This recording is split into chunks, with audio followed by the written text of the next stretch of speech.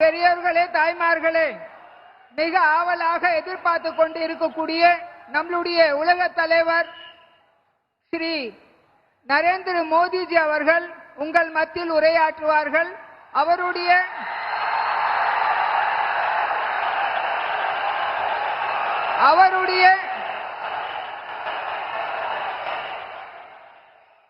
அவருடைய உரையை மாநில துணைத் தலைவர் श्री नरेंद्रन அவர்கள் மொழிபெயர்ப்பார்கள். பாரத் மாதா की जय.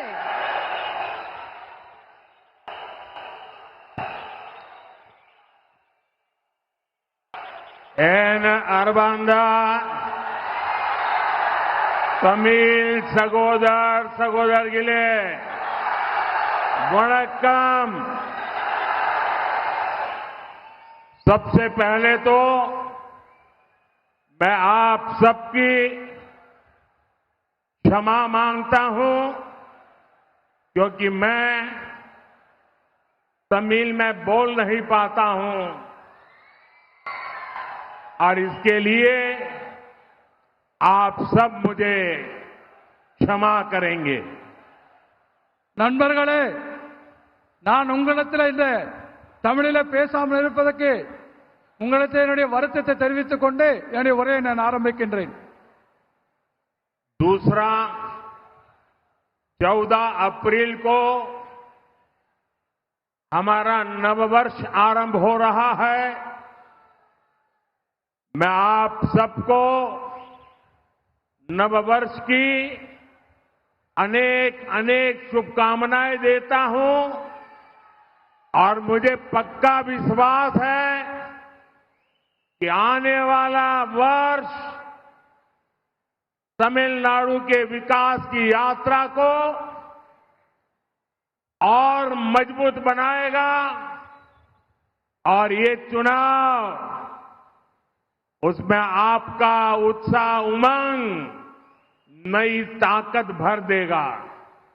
நண்பர்களே, இந்த 2024ஆம் ஆண்டு வர இருக்கின்ற தமிழ் புத்தாண்டு தினத்திற்கு என்னுடைய வாழ்த்துக்களை அத்தனை பேருக்கும் நான் தெரிவித்துக் கொள்கிறேன். வருகின்ற ஆண்டு நம்முடைய அத்தனை பேருக்கும் வளர்ச்சி மிகுந்த ஒரு ஆண்டாக, மிக சிறப்பானது ஒரு ஆண்டாக அமைவதற்காக நான் உங்கள் அத்தனை பேருக்கும் வாழ்த்துக்களை உங்களோடு நான் பரிமாறிக்கொள்வதிலே மிக்க மகிழ்ச்சி அடைகின்றேன். जो लोग दिल्ली में बैठे हैं उनको शायद पता नहीं चलता होगा कि वेलूर की धरती, तमिलनाडु की धरती नया इतिहास बनाने जा रही है.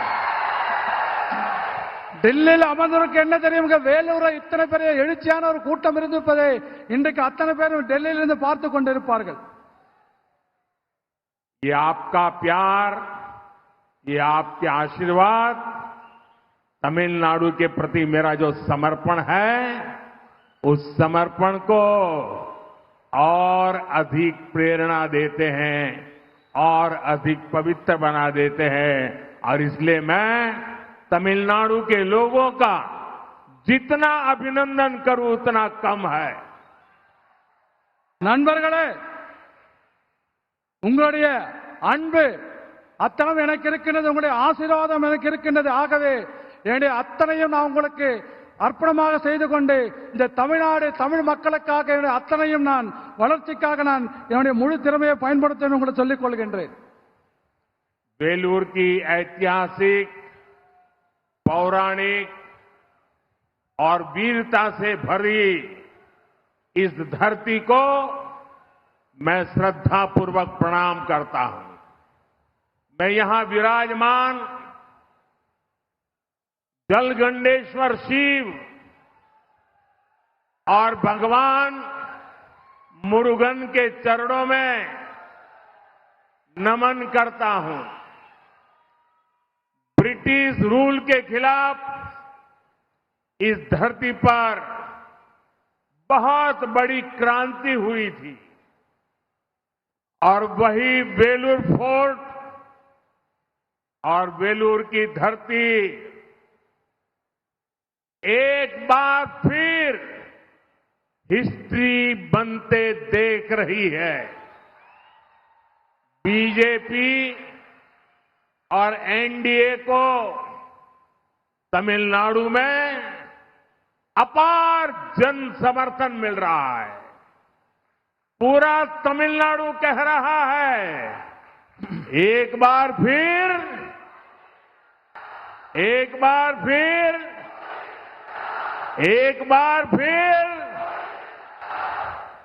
நண்பர்களே, இந்த வரலாற்று சிறப்புமிக்க இந்த மிக பழமையான இந்த வேலூர் நகரத்திலே, அதுவும் துணிச்சலுக்கு பெயர் போன, வீரத்திற்கு பெயர் போன இந்த வேலூர் நகரத்திலே நான் தலைவணங்கி உங்கள் அத்தனை பேருக்கு வணக்கத்தை தெரிவித்துக் கொள்கின்றேன். இங்கே அருள் பாலித்துக் கொண்டிருக்கக்கூடிய ஜலகண்டேஸ்வரர் சிவனை வணங்கி, முருகப்பெருமானை, கடவுள் முருகப்பெருமானை வணங்கி அவர் பாதங்களை தொட்டு நான் மீண்டும் ஒரு எனது வணக்கங்களை தெரிவித்துக் கொள்கிறேன். இந்த வேலூர் ஆங்கிலேயருக்கு ஆட்சிக்கு எதிராக இந்த மண்ணிலே மிகப்பெரிய புரட்சி இங்கே ஏற்பட்டுள்ளது, ஏற்கனவே நடந்திருக்கிறது. அதே போல இந்த வேலூர் கோட்டையும் இந்த வேலூர் மண்ணும் மீண்டும் ஒரு வரலாற்று நிகழ்வை காணப் போகிறது என்பதை நான் இந்த நேரத்தில் தெரிவித்துக் கொள்கிறேன். தமிழகத்தில் பாரதிய ஜனதா கட்சிக்கும் தேசிய ஜனதா கூட்டணிக்கும் மக்கள் ஆதரவு பெருகி வந்து கொண்டிருக்கின்றது. ஆகவே ஒட்டுமொத்த தமிழகம் இன்றைக்கு சொல்லிக் கொண்டிருக்கிறது, மீண்டும் மோடி அரசு, மீண்டும் மோடி அரசு, மீண்டும். साथियों, हमें मिलकर इस 21st सेंचुरी में अपने भारत को, अपने तमिलनाडु को विकसित बनाना है। बीते 10 वर्षों में एनडीए की सेंट्रल गवर्नमेंट ने डेवलप भारत की फाउंडेशन तैयार की है। आपको याद होगा 2014 के पहले भारत को कैसी नजर से देखा जाता था। हमारी इकोनॉमी वीक थी, देश में बिग या स्मॉल डिसीजंस ही नहीं होते थे, केवल स्कैम्स की खबरें आती थी। जब भी अखबार खोलो स्कैम, जब भी नेता का नाम सुनो स्कैम। भारत के बारे में कहा जाता था कि भारत की इकोनॉमी कभी भी फेल हो सकती है, हिंदुस्तान इकोनॉमिकली डूब जाएगा, ऐसा कहा जाता था। நண்பர்களே, இந்த 21வது நூற்றாண்டிலே நாம் இந்தியாவையும் நம் தமிழகத்தையும் அத்தனை பேர் ஒன்றிணைந்து வளர்க்க வேண்டும். அது மட்டுமல்ல, கடந்த 10 ஆண்டுகளிலே மத்தியில் ஆண்டு கொண்டிருக்கின்ற தேசிய ஜனநாயக கூட்டணி அரசானது நல்ல ஒரு இந்தியாவுக்கான அடித்தளத்தை தயார் செய்து வைத்திருக்கின்றது. ஆனால் 2014 ஆண்டிற்கு முன்பாக இந்தியா எப்படி இருந்தது நம் அத்தனை பேருக்கும் தெரியும். உலகத்தில் மிகவும் பொருளாதாரத்தில் மிகவும் பலவீனமான ஒரு நாடாக நாம் இருந்து கொண்டிருந்தது. அது மட்டுமல்ல, அந்த 2014 முன்பாக மிகப்பெரிய முடிவுகள் இந்த நாட்டில் எதுவும் எடுக்கப்படாமல் இந்த ஆட்சி நடந்து கொண்டிருந்தது. ஆனால் இந்தியாவை பற்றி எங்கு பார்த்தாலும் உலகத்தில் என்ன செய்தி வரும் தெரியுமா? மோசடிகள், இந்தியாவில் நடக்கிற மோசடிகள், இந்தியாவில் நடக்கின்ற ஊழல்கள், இது பற்றி மட்டுமே நமக்கு செய்திகள் வந்து கொண்டிருக்கின்றது. ஆனால் அது மட்டுமல்ல, இந்தியாவுடைய பொருளாதாரம் என்றைக்கு வீழ்ச்சியடையும் என்று உலக நாடுகள் முழுவதும் பேசப்பட்டு வந்திருக்கிற நிலையிலே இதற்கு முன்பாக இருந்த அரசாங்கம் செய்து வந்தது. वही भारत आज दुनिया की एक ताकत बनकर के उभर रहा है और मुझे खुशी है कि इसमें तमिलनाडु की बड़ी भूमिका रही है। भारत को स्पेस सेक्टर में आगे ले जाने में तमिलनाडु का बहुत बड़ा कंट्रीब्यूशन रहा है। भारत को मैन्युफैक्चरिंग में आगे ले जाने में तमिलनाडु का हार्ड वर्क रहा है। मुझे विश्वास है तमिलनाडु में बन रहा डिफेंस कॉरिडोर इस राज्य को नई ऊंचाई पर ले जाएगा। तमिलनाडु के युवाओं के टैलेंट ने भारत के इकोसिस्टम को भी मजबूती दी है। இந்தியா இன்று உலகத்தின் வல்லரசாக மாறி வந்து கொண்டிருக்கின்றது. அது மட்டுமல்ல, மேலும் தமிழகம் இதற்காக வல்லரசாக மாறுவதிலே தமிழகத்தின் பங்கு மிகப்பெரிய பங்காக இருப்பது எனக்கு பெரிய மகிழ்ச்சி அளிக்கின்றது. விண்வெளி துறையிலே இந்தியாவை முன்னெடுத்துக் கொண்டு செல்வதிலே தமிழகம் மிகப்பெரிய பங்கை வகித்து வந்து கொண்டிருக்கின்றது. உற்பத்தியிலே இந்தியாவை முன்னோக்கி கொண்டு செல்வதிலே தமிழகம் மிக கடுமையாக உழைத்துக் கொண்டிருக்கின்றது பெரியோர்களே. அதே போல தமிழகத்தில் அமைந்திருக்கின்ற ராணுவ பாதுகாப்பு உற்பத்தி மையங்கள், அதன் மூலமாக பாதுகாப்பு துறையிலே உற்பத்தி செய்வதன் மூலமாக, தளவாடங்கள் உற்பத்தி செய்வதன் மூலமாக தமிழகத்தை மிகப்பெரிய ஒரு உச்சத்திற்கு கொண்டு செல்லும் என்று நான் மிகவும் நம்பிக்கையோடு இருந்து கொண்டிருக்கின்றேன். அதே போல தமிழர்களுடைய இளமை திறமை இந்தியாவினுடைய இந்த அருமையான வளர்ந்து வருகின்ற சூழலுக்கு மேலும் வலுவை சேர்க்கின்ற வகையில் அமைந்திருப்பதிலே நான் மகிழ்ச்சி அடைகின்றேன். साथियों, एनडीए सरकार बेलूर के लोगों की एस्पिरेशंस को ध्यान में रखते हुए काम कर रही है। उड़ान स्कीम के तहत बन रहा बेलूर का एयरपोर्ट जल्द ही पूरा हो जाएगा। इससे बेलूर एयर कनेक्टिविटी के मैप पर आ जाएगा। इससे यहां पढ़ने वाले स्टूडेंट्स को भी बहुत हेल्प होगी। चेन्नई बेंगलुरु इंडस्ट्रियल कॉरिडोर भी बेलूर से होकर गुजर रहा है। इससे यहां की कनेक्टिविटी मॉडर्न होगी।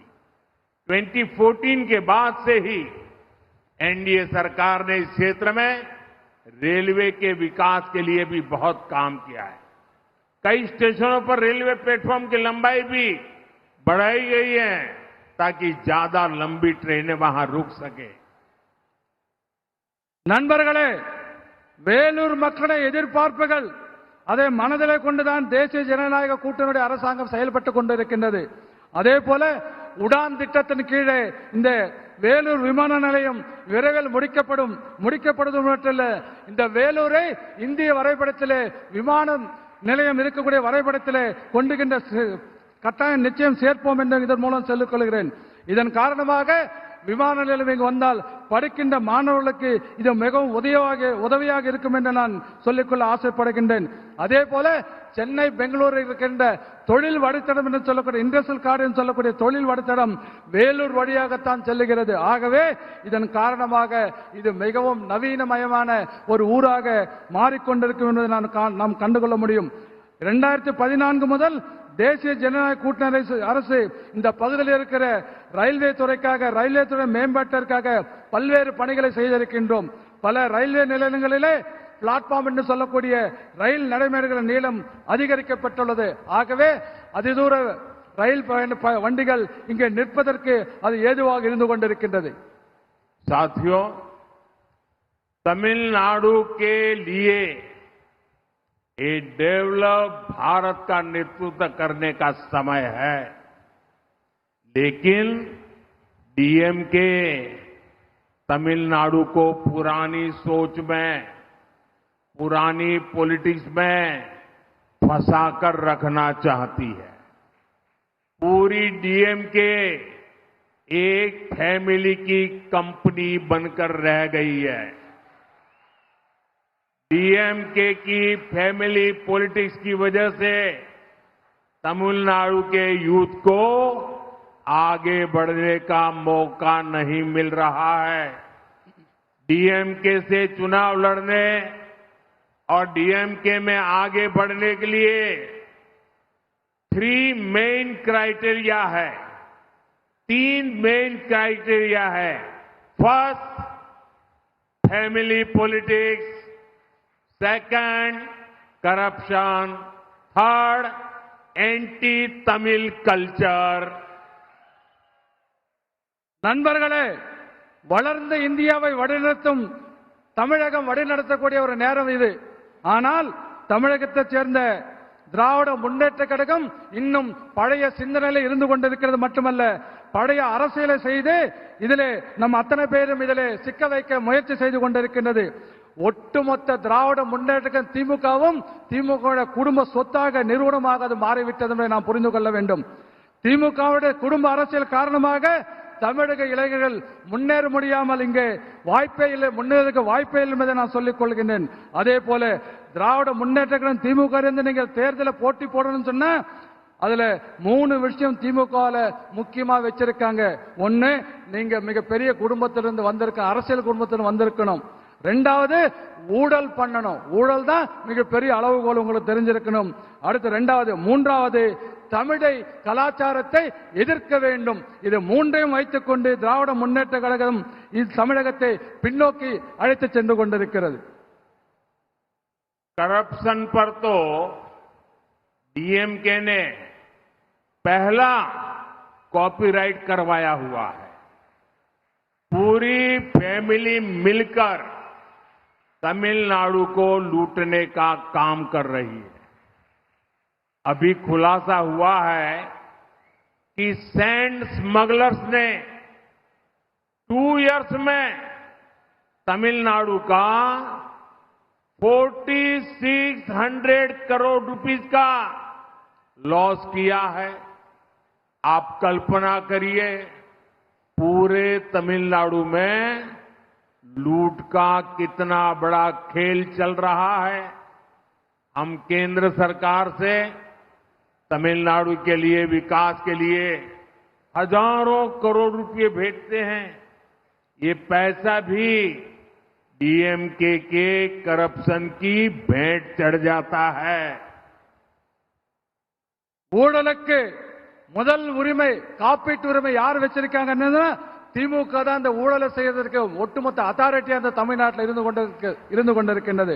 அதே போல ஒட்டுமொத்த குடும்பமும் சேர்ந்து தமிழகத்தை கொள்ளையடிக்கிறத எந்த வேலையும் செய்யறதில்ல. வெறும் கொள்ளையடிக்கிறது மட்டுமே தமிழ்நாட்டில் திமுக குடும்பம் செய்து கொண்டிருக்கிறது. கடந்த 2 வருஷத்துல மணல் கொள்ளைக்காரர்கள் மட்டும் கிட்டத்தட்ட 4600 கோடி ரூபாய்க்கு இழப்பை ஏற்படுகிற வகையில மணல் இங்கே கொள்ளையடிக்கப்பட்டிருக்கின்றது. அப்படி பார்த்தா கொஞ்சம் கற்பனை பண்ணி பாருங்க, தமிழ்நாடு முழுவதும் எந்த அளவிற்கு இந்த கொள்ளையடிக்கின்ற விளையாட்டு சர்வ சாதாரணமாக நடந்து கொண்டிருப்பதை நாம கொஞ்சம் கற்பனை செய்து பார்க்க வேண்டும். அதே போல தமிழகத்துடைய வளர்ச்சிக்காக ஆயிரக்கணக்கான கோடி ரூபாய்களை மத்திய அரசாங்கத்தை நாம் இங்க அனுப்பிச்சிட்டு இருக்கோம். ஆனா அதை திமுக தன்னுடைய ஊழலுக்காக பயன்படுத்திக் கொண்டு முழுவதுமாக ஊழல் செய்து அதை கலிபரம் செய்து கொண்டிருக்கின்றது. डीएमके ने तमिलनाडु और देश के भविष्य, हमारे छोटे छोटे बच्चों को नहीं छोड़ा है. स्कूल तक ड्रग्स कारोबार का शिकार हो गए हैं. इन ड्रग्स माफियाओं को किसका संरक्षण हासिल है? एनसीबी ने जिस ड्रग लॉर्ड को गिरफ्तार किया है, उसके संबंध किस फैमिली से है, ये पता चलना ही चाहिए. इस चुनाव में तमिलनाडु की जनता इन सब पापों का हिसाब करेगी.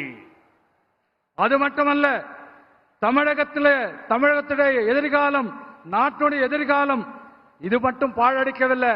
சின்ன சின்ன குழந்தைகள், தமிழ்நாட்டுக்கு சின்ன குழந்தைகளை கூட திமுகவில் காப்பாற்ற முடியவில்லை. காரணம், பள்ளிக்கூடங்களில் இன்னைக்கு போதைப் பொருட்கள் மிக வியாபார கூடமாக இன்றைக்கு பள்ளிக்கூடங்களில் போதைப் பொருள் விற்கப்பட்டு வந்து கொண்டிருக்கின்றது. அது மட்டுமல்ல, இந்த போதை மாஃபியாக்கள், இந்த கும்பல், போதை கடத்துகின்ற கும்பல், இதுக்கு யார் பாதுகாப்பு கொடுக்கறாங்க, யாருடைய பாதுகாப்புல இருக்குன்னு தெரியுமா உங்களுக்கு?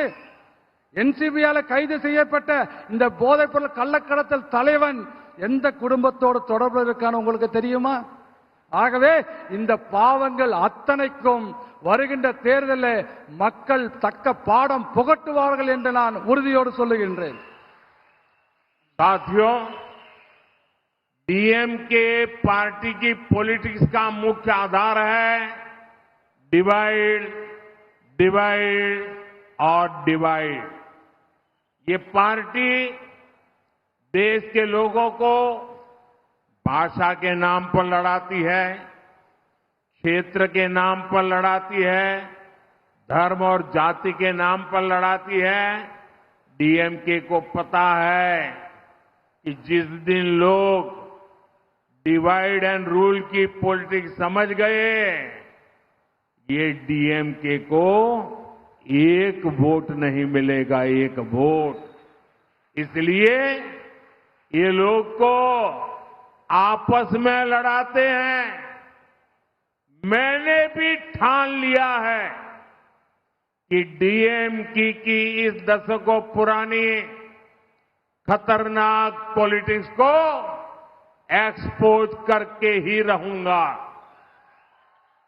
நண்பர்களே, திமுகவோட முக்கியமான அரசியல் குறிக்கோள் என்ன தெரியுமா? பிரித்து ஆளு, மக்களை பிரித்து வைக்க வேண்டும், மக்களை பிரித்து கொண்டே இருக்க வேண்டும். இதுதான் அவருடைய கொள்கையாக நோக்கமாக இருந்து கொண்டிருக்கிறது. இந்த தமிழ்நாட்டுடைய மக்களை மொழியின் பெயராலே பிரித்துக் கொண்டிருக்கிறார்கள். தமிழ்நாடு மக்களை பிராந்தியத்தின் உணர்வின் பெயராலே பிரித்துக் கொண்டிருக்கிறார்கள். அதே போல மதத்தின் பெயரால் பிரிவினை செய்து கொண்டிருக்கிறார்கள். ஜாதியின் பெயராலே ஒருத்தருக்கு சண்டை போட்டுக் கொள்வதற்காக திராவிட முன்னேற்ற கழகத்துடைய கட்சி இங்கே வேலை செய்து கொண்டிருக்கிறது. ஆனா ஒரு விஷயம் திமுக தெரியும். என்றைக்கு இந்த பிரித்தாளுகின்ற சூழ்ச்சி மக்களுக்கு, தமிழக மக்களுக்கு புரிந்து கொள்கிறாரோ அன்றைக்கு அவங்க செல்லா காசு ஆகிடுவாங்கன்னு திமுகவுக்கு தெரியும். அதனால்தான் மக்களை உங்களுக்குள்ள நமக்குள்ள சண்டை மூட்டி சண்டை போட்டுக் கொண்டிருந்தால் அவங்க அதுல குளிர்காய நினைக்கிறார்கள் என்பதை நாம் புரிந்து கொள்ள வேண்டும். ஒரு விஷயம் நான் உறுதியோடு சொல்லிக் கொள்கிறேன். திமுக இந்த 50 ஆண்டு காலமாக என்னவெல்லாம் இந்த ஊழல்களை ஒரு மோசமான ஆபத்தான அரசியல் செய்து கொண்டிருக்கிறதோ அதை நான் தொடர்ந்து அம்பலப்படுத்துவதிலே நான் என்றைக்கும் உறுதியோடு இருந்து கொண்டிருக்கிறேன் என்பதை நான் சொல்லிக் கொள்கின்றேன். काशी तमिल संगमम हो, सौराष्ट्र तमिल संगम हो, मेरा प्रयास होता है कि पूरा देश हमारी महान तमिल संस्कृति को जाने। और आज जब मैं वेलूर आया हूं तो मैं काशी का सांसद हूं। आप सबको कहता हूं, आप काशी आइए, मैं निमंत्रण देने आया हूं। काशी तमिल संगमम को और शानदार बनाइए। दूसरा, मैं गुजरात में पैदा हुआ हूं। यहां भी गुजरात के बहुत परिवार रहते हैं, सैकड़ों परिवार हैं यहां हमारे कच्छ के। मैं आपको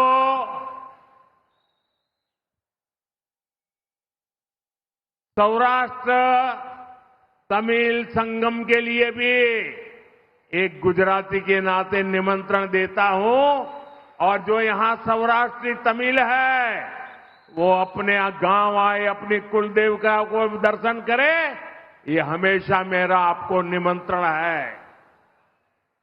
मैं यूनाइटेड नेशंस में तमिल भाषा में बोलने का प्रयास करता हूं ताकि पूरी दुनिया को पता चले कि हमारी तमिल विश्व की सबसे प्राचीन भाषा है।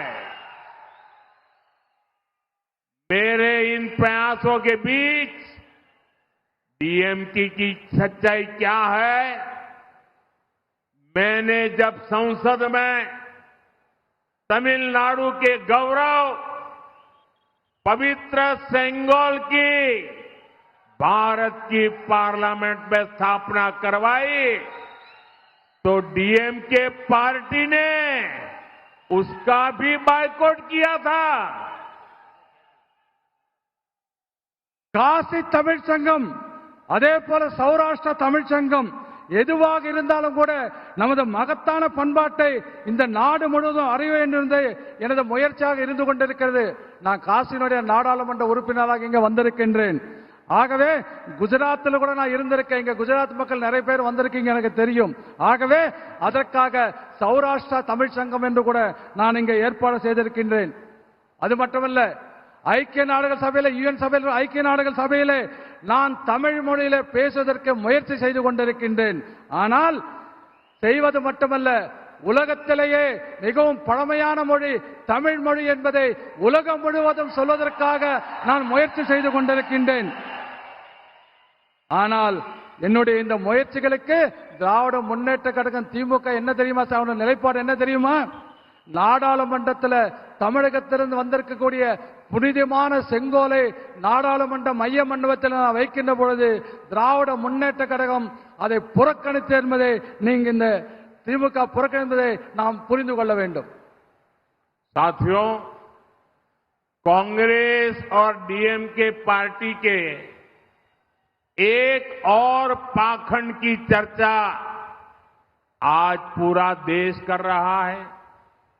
जब कांग्रेस की सरकार थी तब कई दशक पहले इन लोगों ने कच्चा तीवू आइलैंड श्रीलंका को दे दिया।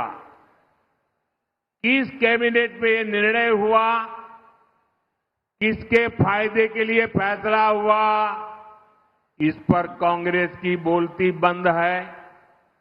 बीते वर्षों में उस आइलैंड के पास जाने पर तमिलनाडु के हजारों मछुआरे गिरफ्तार हुए हैं, उनकी बोटें गिरफ्तार कर ली गई है।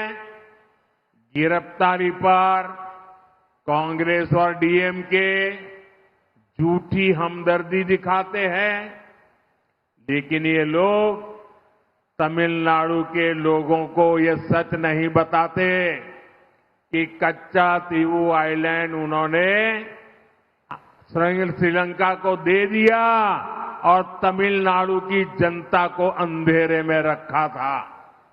एनडीए सरकार ऐसे मछुआरों को निरंतर रिहा कराकर वापस आ रही है।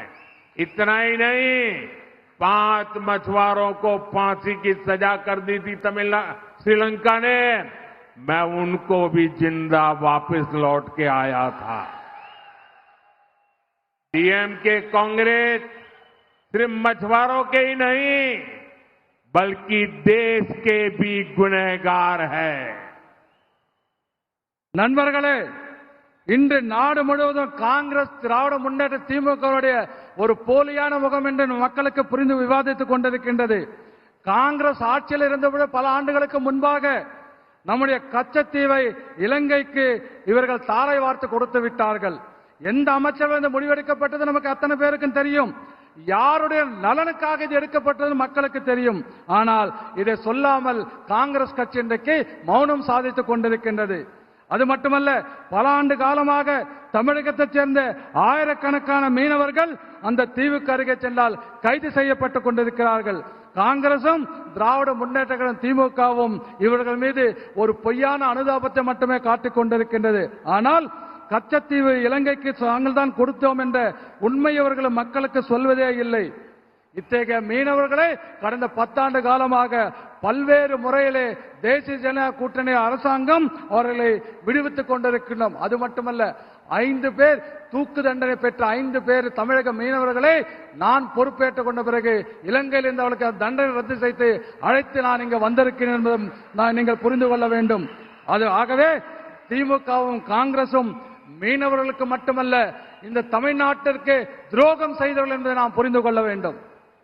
साथियों, मेरे मन में बेलूर के लिए हमेशा से एक विशेष श्रद्धा रही है। जब मैं गुजरात का सीएम था तब भी मैं श्रीपुरम नारायणी मंदिर यानी गोल्डन टेम्पल आया था। तमिलनाडु तो शक्ति की उपासना करने वाले लोगों की धरती है, लेकिन इंडी अलायंस के लोग इसी शक्ति का भी अपमान करते हैं। आपको याद होगा कांग्रेस के युवराज ने क्या कहा है, हिंदू धर्म में जो शक्ति है वो उस शक्ति का विनाश करेंगे। यही मानसिकता डीएमके की भी है। ये लोग एक सनातन के विनाश की बात करते हैं, राम मंदिर का बहिष्कार करते हैं। நண்பர்களே, வேலூர் மீது எனக்கு எப்போதும் ஒரு தனியான ஒரு மரியாதை இருந்து கொண்டிருக்கிறது. ஏனென்று சொன்னால் நான் குஜராத்தில் முதலமைச்சராக இருந்த பொழுது இங்கு இருக்கக்கூடிய ஸ்ரீபுரம் நாராயண கோயிலுக்கு தங்க பொற்கோயிலுக்கு நான் வருகை தந்திருக்கின்றேன். தமிழ்நாடு பெண் சக்தியை வழிபடுகின்ற, பெண் சக்தியை ஆராதிக்கின்ற ஒரு மண்ணாக இந்த மண் தமிழக மக்கள் இருந்து கொண்டிருக்கிறார்கள். ஆனால் இந்தி கூட்டணி மக்கள், இந்து கூட்டணியை சேர்ந்தவர்கள் இதை பெண்களை மதிப்பது மட்டுமல்ல அவமதித்துக் கொண்டிருக்கிறார் என்பதை நாம் புரிந்து கொள்ள வேண்டும். இந்து மதத்தில் இருக்கின்ற பெண் சக்தியை நான் அழிப்பேன் என்று இந்த காங்கிரஸ் கட்சியோட இளவரசர் ராகுல் காந்தி இந்து தர்மத்தை அழிப்பேன், இந்த சக்தியை அழிப்பேன் என்று சொன்னது உங்கள் அத்தனை பேருக்கும் நினைவிருக்கலாம். திமுக மட்டும் ஒன்றும் சரியில்லை, திமுகவுக்கும் அதே மனநிலை தான் உங்களுக்கு. சனாதனத்தை அழிப்பேன் ஒருத்தன் பேசுறான், அதே போல ராமர் கோயிலை புறக்கணிப்போம் என்று அவர்கள் பேசிக் கொண்டிருக்கிறார்கள். डीएमके और इंडी गठबंधन महिलाओं के अपमान में भी पीछे नहीं है। इन्होंने अम्मा जयललिता के साथ कितना गलत व्यवहार किया था, आज भी डीएमके नेता महिलाओं के अपमान में कैसी कैसी भाषा बोलते हैं, ये तो यही वेलूर के लोगों ने ही देखा है। बीजेपी को, एनडीओ को दिया आपका आशीर्वाद सनातन शक्ति की रक्षा करेगा और महिलाओं का सम्मान भी बढ़ाएगा। பெண்களை இழிவுபடுத்துவதில் திமுகவும் இந்த கூட்டணியும் ஒரே வாரி கை கொத்து கொண்டு வேலை செய்து கொண்டிருக்கிறார்கள். ஆகவே அவளுக்கு இரு வேறுபாடே கிடையாது. ரெண்டு பேரும் பெண்களை அவமதிப்பதிலே ஒரே கூட்டணியாக இருந்து கொண்டிருக்கிறார். நமக்கெல்லாம் தெரியும் ஜெயலலிதா அம்மாவை எப்படியெல்லாம் இவங்க மோசமாக பேசினாங்க, எப்படி நடத்தினாங்கன்னு நம்ம அத்தனை பேருக்கும் தெரியும். அதே போல இன்றைக்கு கூட திமுகவுடைய தலைவர்கள் பெண்களை இழிவுபடுத்துவதாக பேசிக் கொண்டிருக்கிறார்கள். அதுல வேலூர் மக்களும் நாமளும் நீங்களும் அதை பார்த்திருக்கீங்கன்னு எனக்கு தெரியும். அதே போல பாரதிய ஜனதா கட்சியும் தேசிய ஜனதா கூட்டணிக்கும் உங்களுடைய ஆசீர்வாதம் இருக்கின்ற காரணத்தினாலே இந்த பெண்கள் சக்தியை நாங்கள் பாதுகாப்பது மட்டுமல்ல, பெண்களுக்குரியான மரியாதையை நாங்கள் உங்களுக்கு மீட்டுக் கொடுத்து அதிகரிப்போம் என்பதை இந்த நேரத்தில் நான் சொல்லிக் கொள்கின்றேன். साथियों, 19 अप्रैल को तमिलनाडु के सम्मान के लिए, तमिलनाडु के उज्जवल भविष्य के लिए बहुत बड़ा अवसर आने वाला है। वेलूर से श्री एसी षणमुगम, धर्मपुरी से श्रीमती सौम्या अम्बुमणि, कृष्णागिरी से श्री सी नरसिम्हन, अरक्कोणम से श्री के बालू, तिरुवन्नामलाई से श्री ए अश्वत्थामन और आरडी से श्री ए गणेश कुमार,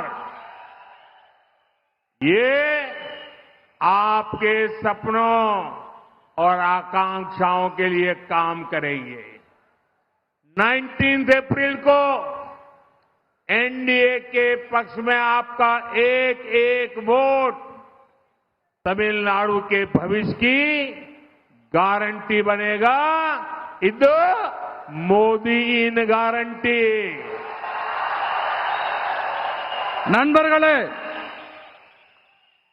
நண்பர்களே, வருகின்ற ஏப்ரல் 19ஆம் தேதி தமிழகத்துடைய மானத்தை காப்பாற்றுவதற்கும் தமிழகத்துடைய எதிர்காலத்தை நாம் காப்பதற்கும் நமக்கு அருமையான ஒரு வாய்ப்பு வந்திருக்கின்றது.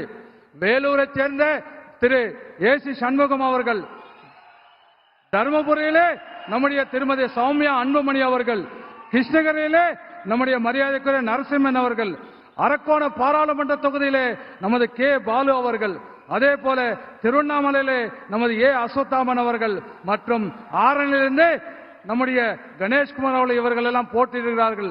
இவர்கள் அத்தனை பேரும் வெற்றி பெற்றால் உங்களுக்கு நமக்கெல்லாம் என்ன கனவு இருக்கிறதோ, உங்களுக்கு கனவு இருக்கிறதோ அந்த கனவுகளை நிறைவேற்றுவது மட்டுமல்ல, நம்முடைய தேவைகளை பூர்த்தி செய்வதற்காக தொடர்ந்து வேலை செய்வோம் என்று நான் சொல்லிக் கொள்கின்றேன். ஆகவே ஏப்ரல் 19ஆம் தேதி தேசிய ஜனநாயக கூட்டணிக்கு ஆதரவாக நீங்கள் அளிக்கின்ற ஒவ்வொரு வாக்கும் தமிழகத்தில் எதிர்காலத்திற்கு உத்தரவாதம் இருக்கும் மட்டும் என்பதை நான் மோடியின் உத்தரவாதமாக நான் சொல்லிக் கொள்கிறேன், மோடியின் கேரண்டியாக சொல்லிக் கொள்கின்றேன்.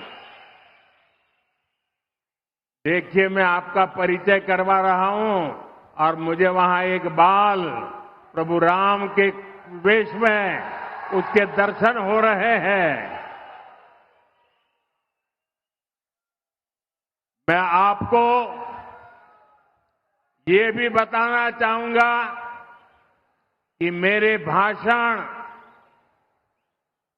मैंने पहले भी कहा था, मैं तमिल बोल नहीं पाता हूं, लेकिन मैं आपके साथ जीना चाहता हूं, मेरे दिल में आपको रखना चाहता हूं, आपके दिल में मैं हमेशा रहना चाहता हूं और इसलिए मेरे भाषण अब तमिल भाषा में भी ऑनलाइन उपलब्ध होते हैं।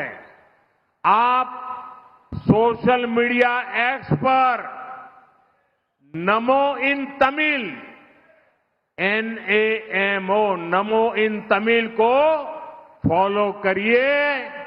आप मुझे तमिल भाषा में सुन पाएंगे। ये टेक्नोलॉजी का मैं उपयोग कर रहा हूं और मेरा एक आपसे प्रार्थना है। मैं आज वेलूर आया हूं, मेरी आपसे प्रार्थना है कि आप घर घर जाइए और हर परिवार में जाकर के बताना कि अपने मोदी जी वेलूर आए थे और मोदी जी ने आपको वणक्कम भेजा है। मेरा वणक्कम पहुंचाइए। நண்பர்களே, உங்களுடைய மகிழ்ச்சியெல்லாம் பார்க்கின்ற பொழுது எனக்கு மிகப்பெரிய நம்பிக்கை வந்திருக்கின்றது. இப்பொழுது என்னுடைய உரைகள் எல்லாம் இப்பொழுது உங்களுக்கு ஆன்லைன்ல தமிழ் மொழியில் உங்களுக்கு கிடைக்கிறது என்பதை இந்த நேரத்தில் நான் சொல்ல விருப்பப்படுகின்றேன். சமூக ஊடகங்களில் இருக்கின்ற எக்ஸ் வலைத்தளத்திலே நமோ இன் தமிழ் NAMO நமோ இன் தமிழ் என்ற அந்த இணைப்பை நீங்கள் பின்தொடர்ந்தால் தமிழ் நீங்கள் நான் பேசுவதெல்லாம் தமிழில் கூட கேட்க முடியும். தகவல் தொழில்நுட்பத்தை தமிழை வளர்ப்பதற்கு நான் இப்படியாக நான் பயன்படுத்திக் கொண்டிருக்கிறேன். அது மட்டுமல்ல, நான் வேலூருக்கு வந்திருக்கின்றேன். இதை அத்தனை வீடு வீடாக செல்லுங்கள். வேலூர் பாராளுமன்றத்திலே அத்தனை மக்களுக்கும் சொல்லுங்கள், மோடி வேலூருக்கு வந்திருந்தா அவருடைய வணக்கங்களை தெரிவித்தார், அவருடைய வாழ்த்துக்களை தெரிவித்தார் என்று ஒவ்வொரு வீடாக சென்று நீங்கள் இந்த என்னுடைய வேண்டுகோளையும் என்னுடைய வாழ்த்துக்களையும் சொல்ல வேண்டும் என்று உங்களை கேட்டுக்கொள்கிறேன். आप सबका इतनी बड़ी विशाल संख्या में हमें आशीर्वाद देने के लिए आए, मैं आपका हृदय से बहुत बहुत धन्यवाद करता हूं। वणक्कम। பெரியார்களே, இவ்வளவு பெரிய ஒரு கூட்டத்திலே எனக்கு ஆசி வழங்குவதற்காக, எனக்கு ஆதரவு கொடுப்பதற்காக இத்தனை பெரிய கூட்டம் வந்திருக்க உங்கள் அத்தனை பேருக்கும் என்னுடைய நன்றியை, மனமார்ந்த நன்றியை தெரிவித்துக் கொண்டு உங்கள் அத்தனை பேருக்கும் என்னுடைய வணக்கங்களை தெரிவித்துக் கொள்கிறேன். நன்றி, வணக்கம். भारत माता की। पूरी ताकत से बोलिए, भारत माता की। எல்லா ரெண்டு கையெழுத்து भारत माता की जय, भारत माता की जय, वंदे वंदे वंदे मातरम, वंदे मातरम, वंदे मातरम, वंदे मातरम, वंदे मातरम, वंदे मातरम, वंदे मातरम.